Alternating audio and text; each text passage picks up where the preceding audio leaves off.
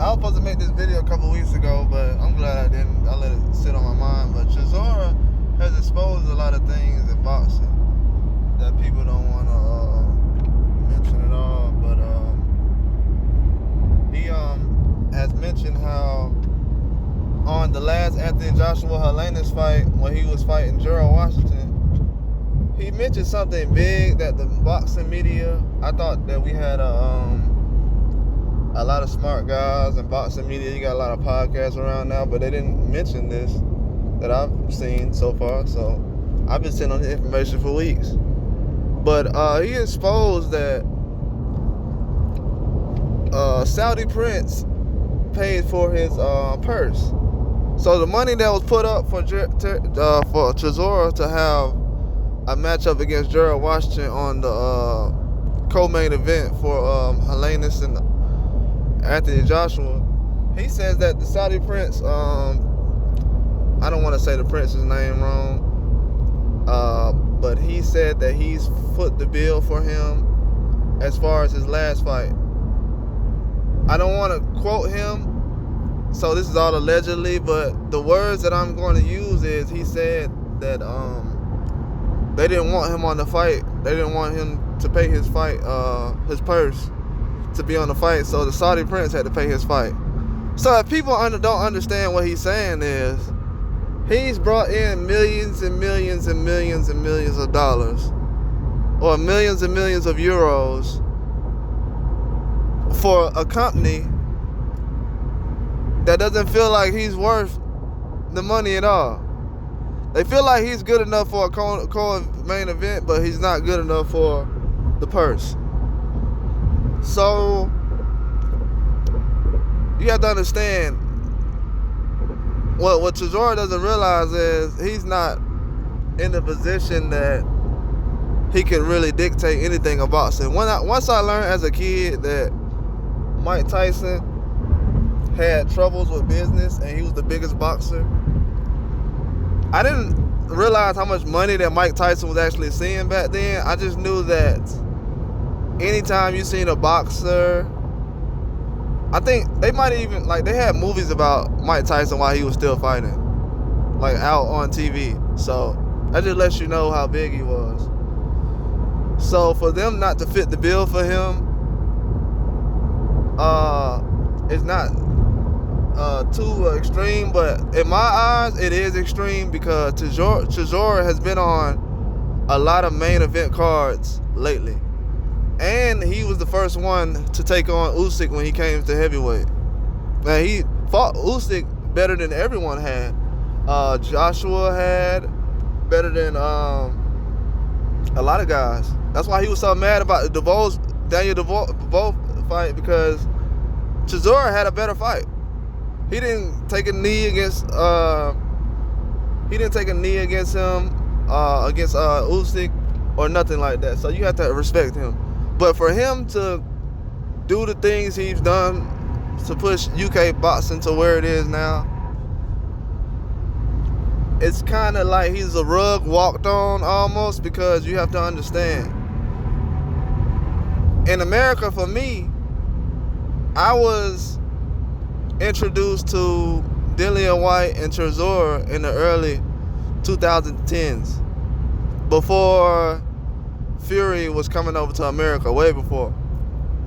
And the guys who I started loving about as far as the boxing and interested me in UK boxing was Chisora and Dillian White. But it was more so on Chisora's end because he has better build-ups for fights. And it's just a sad situation because he's not really someone who would throw someone under the bus, but he doesn't like how people would say, oh, now, you know, he's dirty and he was dirty for the fight and he failed the drug test.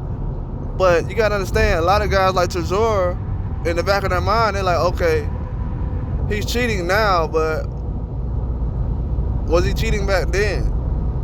And then for him to be clean and know that he has a problem with boxers not being clean, guys getting caught dirty at weird times late in their career, And then he's also having issues with people not being loyal. There's no loyalty in the sport of boxing right now. A lot of guys are just being used for the moment. You know, I will say that a lot of guys are being used for the moment, and a lot of fighters do get left behind.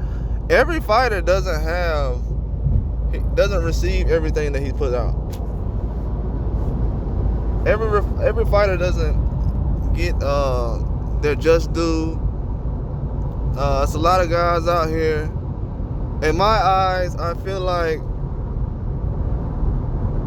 some fighters have been put in better positions than Chisora has. Chisora's the type of guy, he just takes any fight. And that's kind of like hurt him in the long run, because who knows what kind of dirty fighters he's fought against. He knows, but he's not going to run around and try to be the PED police when you have people for that.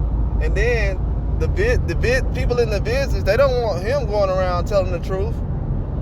Even when he sat up here and just said, "Oh, you didn't pay for my fight," everyone looked at him like he was crazy. But they didn't pay for his fight at all. So that's not good, because you have to understand, these people are paying guys, even though Canelo is a big fight and everything else, and he's a bigger fighter. You show loyalty to the guy who got you to the promised land, who got you to where you are. The reason why Canelo was interested in guys like working with Eddie Hearn and things like that is because guys like Chisora had good experience with him. Chisora had already put the work in as far as to let himself be known as a guy who was top of the line in the heavyweight division. It might not seem that way now, but as time went on, Chisora was considered a top guy.